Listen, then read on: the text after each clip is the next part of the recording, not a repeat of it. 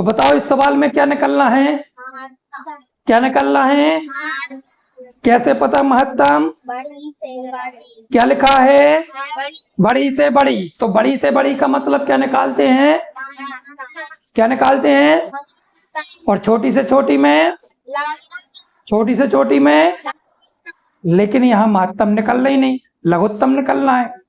अब ये उल्टा कैसे हो गया, क्योंकि बड़ी से बड़ी में हमने क्या सीखा, क्या निकालते हैं, जब सवाल में दिया हो बड़ी से बड़ी निकालो, बड़ी से बड़ी संख्या निकालो, तो फिर क्या निकालते हैं उसमें, बड़ी से बड़ी संख्या ज्ञात करो तो क्या निकालते हैं उसमें, महत्तम की लघुत्तम, लघुत्तम निकालते हैं बड़ी से बड़ी में, क्या निकालते हैं। तो फिर इसमें उल्टा कैसे हो रहा, इसमें उल्टा कैसे हो रहा, इसमें लघुत्तम क्यों निकाल रहा, तो फिर इसमें लघुत्तम क्यों निकालना, हमें क्यों निकालना, क्यों निकालना, जो हमारी परिभाषा थी महत्तम की वो क्या थी, बड़ी से बड़ी, क्या थी परिभाषा, बड़ी से बड़ी संख्या, हाँ क्या थी परिभाषा, बड़ी से बड़ी संख्या जिसमें दी गई संख्याओं का भाग, जिसमें कि जिससे, हाँ महत्तम समापवर्तक वह बड़ी से बड़ी संख्या होती है जिससे दी गई संख्याओं में पूरा पूरा भाग जाता है, यही है।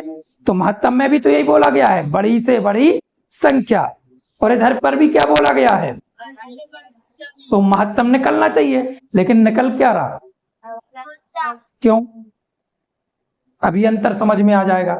तो अपन पहले समझ लेते हैं परिभाषा, परिभाषा क्या है, महत्तम समापवर्तक वह बड़ी से बड़ी संख्या होती है, कौन सी संख्या, बड़ी से बड़ी संख्या होती है जिससे दी गई संख्या में पूरा पूरा भाग जाता है। अगर इस परिभाषा के हिसाब से हम चलें तो हमें इसमें क्या निकालना चाहिए, क्या निकालना चाहिए, महत्तम, लेकिन निकलेगा क्या, क्यों निकलेगा वो बता रहे। तो इसमें भी क्या लिखा, बड़ी से बड़ी लिखा, बड़ी से बड़ी संख्या लिखा, और यहां पर भी क्या लिखा, लेकिन हम कंफ्यूज हैं, बड़ी से बड़ी तो लिखा है लेकिन उसके आगे भी क्या लिखा, कितने, आगे देखो क्या, तो इसमें कहीं लिखा है 3 अंक 2 अंक 4 अंक, तो यही तो कंफ्यूज है, इससे कंफ्यूज नहीं होना है।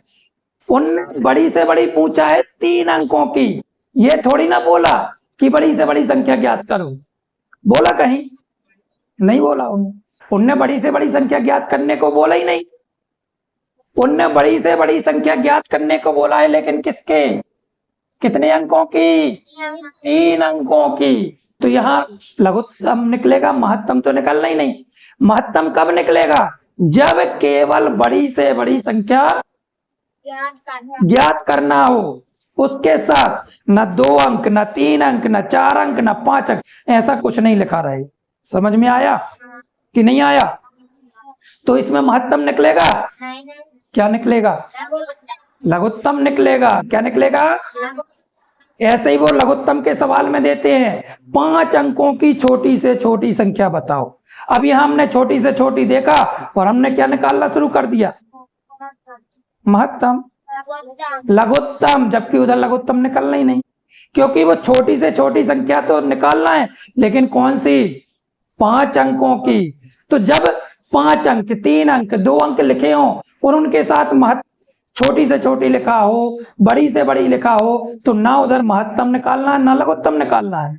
समझ में आ रही बात, नहीं तो कंफ्यूज हो जाओ। तो यहां महत्तम नहीं निकालना, महत्तम कब निकलेगा, जब केवल क्या लिखा हो, बड़ी से बड़ी, यहाँ बड़ी से बड़ी संख्या तो लिखा है लेकिन कितने अंकों की, तो यहाँ महत्तम खत्म हो गया।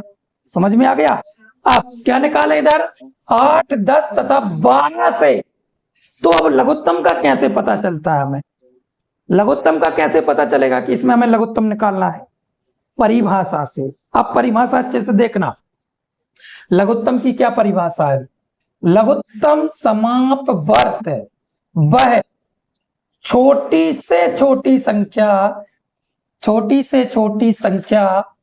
होती है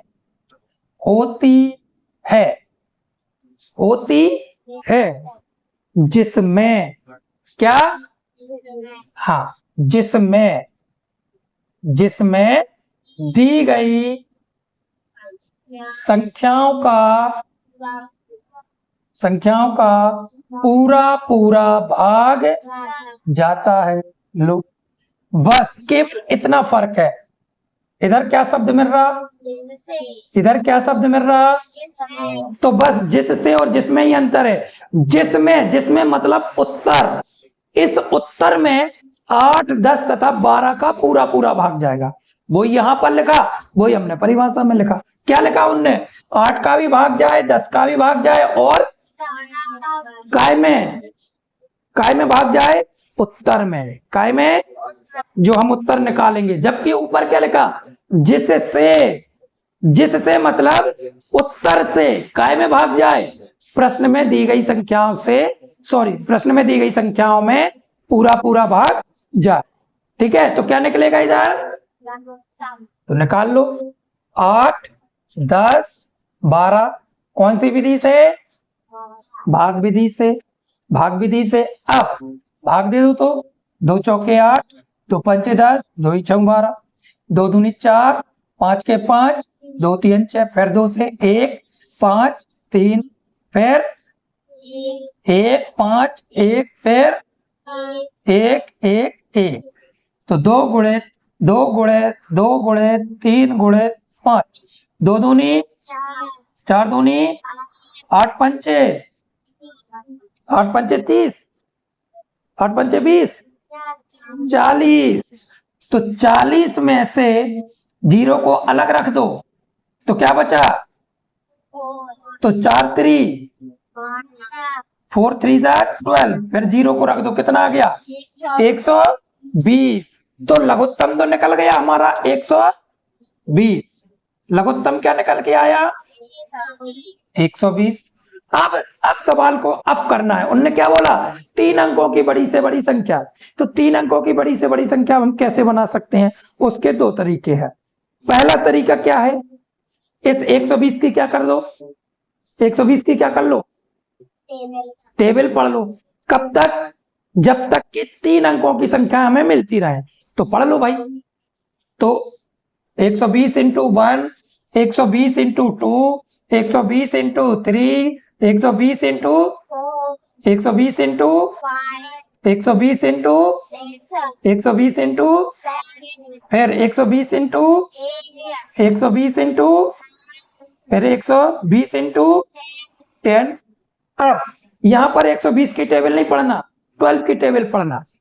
12 बन जा 0 लिख दो, 12 2 जा 0 लिख दो, 12 3 जा फिर से 0, 12 4 जा 0 लिख दो, 12 5 जा फिर यानी 720, फिर 840, 960, 1080, 1200।